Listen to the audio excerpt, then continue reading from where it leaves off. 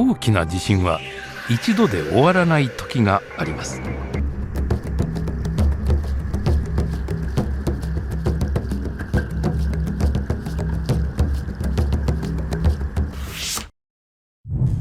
지난 8일 밤 일본 동북부 아오모리현 앞바다에서 발생한 강진으로 50여 명이 다치고 일부 건물과 도로가 파손됐습니다.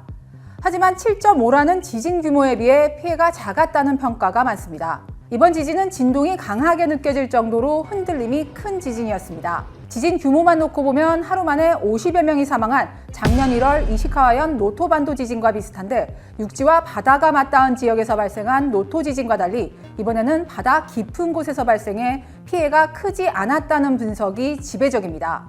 그런데 일본 현지의 불안감은 쉽사리 가시지 않고 있습니다. 바로 이번 지진이 난 곳이 2011년 3월 2만 명이 넘는 사상자를 낸 동일본 대지진 발생지와 그리 멀지 않기 때문입니다. 이번 지진이 동일본 대지진과 같은 대형 재난의 예고편이 아니냐는 두려움이 큰 건데, 그 근거는 앞서 잠깐 보여드린 동영상에서 찾아볼 수 있습니다. 2011年3月9日に三陸沖を震源としたマグニチュード 7.3 の地震が発生しました。この地震では大きな被害はありませんでしたが、2日後に続いて起きた地震こそがあの東日本大震災を引き起こした東北地方太平洋沖地震でした。大きな地震が発生した後、続いてその周囲でさらに大きな地震、いわゆる後発地震が発生する可能性が高まります。 이 영상은 아오모리현 지진이 발생하기 불과 15시간 전 일본 재난대응을 총괄하는 내각부 유튜브 채널에 올라왔습니다.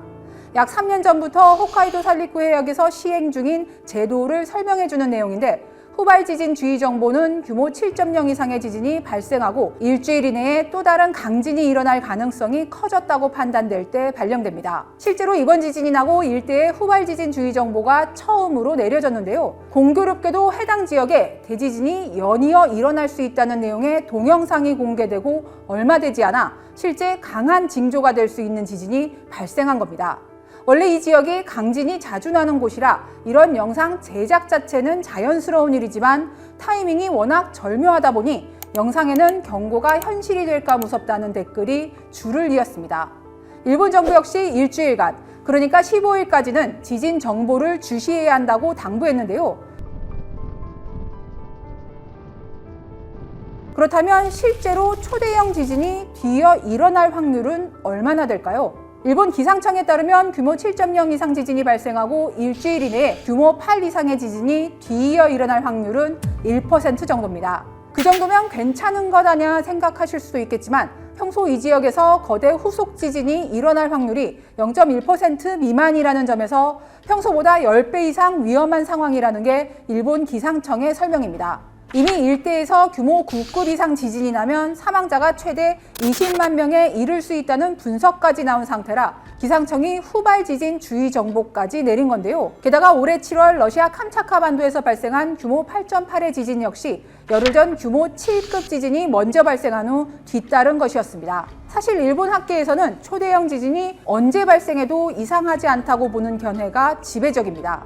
이번에 지진이 발생한 일본 해구와 쿠릴 해구에서는 과거 300년에서 400년 간격으로 대규모 쓰나미를 동반한 거대 지진이 반복되어 왔습니다. 마지막 대지진이 17세기로 추정되는 만큼 넓게 보면 발생 시기가 다가왔다는 게 일본 지진조사위원회의 분석입니다. 세간의 화제가 됐던 난카이 대지진 발생설 역시 100에서 150년 주기의 발생 간격이 임박하면서 힘을 얻어왔습니다. 일본 정부는 작년 8월 미야자키현 앞바다에서 규모 7.1 지진이 발생한 뒤 난카이 거대 지진주의 정보를 처음으로 발령했는데, 발령 기간인 일주일 동안 곳곳에서 사재기가 일어나는 등 일본 열도는 한동안 지진 공포에 휩싸였습니다. 올해 여름에도 한 만화가의 난카이 지진 예언설로 세간이 떠들썩했는데, 일본 정부는 지나친 공포는 금물이라면서도 난카이 대지진 발생 확률을 조금씩 높여왔습니다.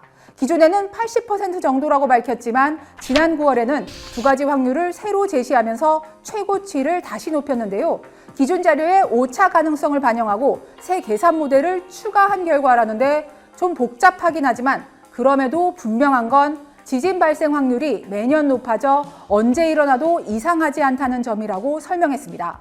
그러면서 최대 사망자가 29만 8천 명에 이르는 점도 변화가 없다고 덧붙였습니다. 앞서 설명드린 동일본 대지진이나 난카이 대지진이 도심과는 떨어진 해역에서 발생하는 지진이라면 일본에서 최근 관심을 끈 건 수도권 땅 밑에서 발생하는 지진입니다.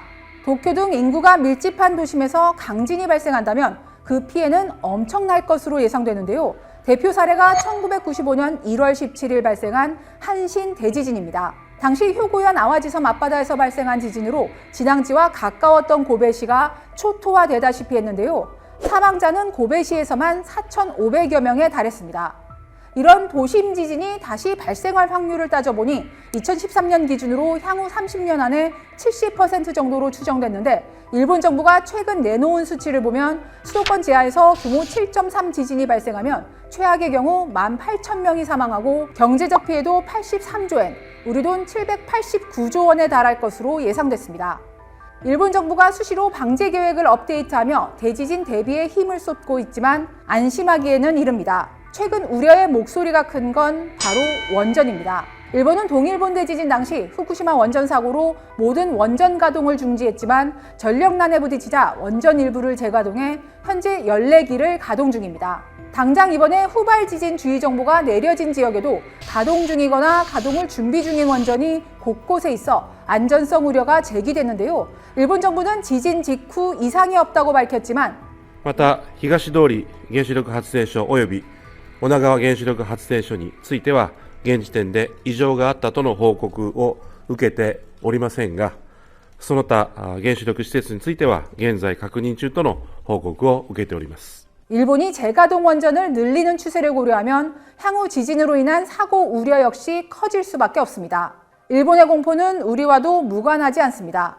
일본에서 대지진이 일어나면 우리나라에도 영향을 미칠 수밖에 없는데요. 이미 2011년 동일본 대지진 여파로 한반도 지각이 더욱 지진에 취약해진 데다 국내 건축물 5곳 중 1곳만 내진 설계가 되는 등 지진 대비도 미흡해 보다 촘촘한 대책이 필요하다고 전문가들은 조언합니다.